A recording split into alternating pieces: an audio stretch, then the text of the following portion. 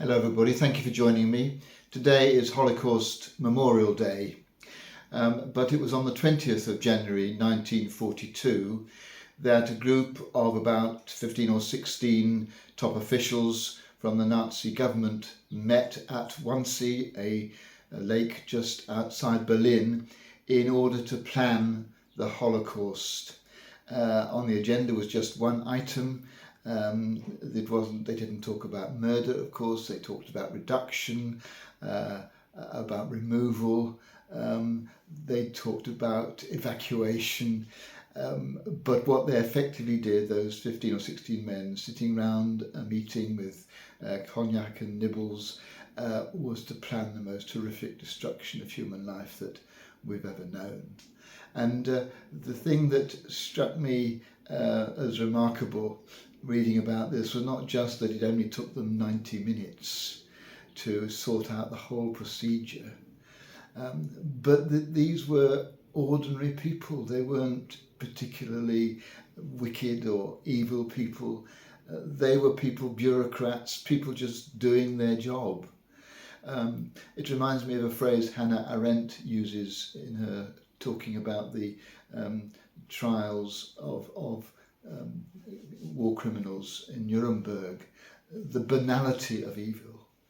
That evil is not often something that's in your face and obvious. It's sometimes just ordinary people doing ordinary banal things. And I was reminded of this poem by Leonard Cohen, which I'd like to read to you. It's entitled All There Is to Know About Adolf Eichmann, who was one of the Nazi leaders engaged in that program. Eyes, medium. Hair, medium. Weight, medium. Height, medium. Distinguishing features, none. Number of fingers, 10. Number of toes, 10. Intelligence, medium. What did you expect?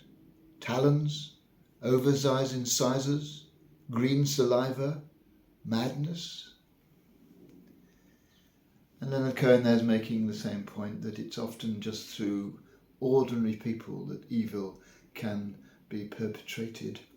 And so today, I think we just need to recall the danger of that, and to ask what it was that turned 15 or 16 bureaucrats, government leaders, into people who organised such a terrible crime. And I think it's ideology. They were caught up in an ideology that they didn't resist, that had become so much part of who they were that they didn't even know they were caught up in it. And I think today, perhaps as we remember those 6 million victims of the Holocaust, that ideology can do enormous damage. And remember the words that John Kennedy used in one of his speeches: the only thing that evil requires to succeed is for good people to do nothing.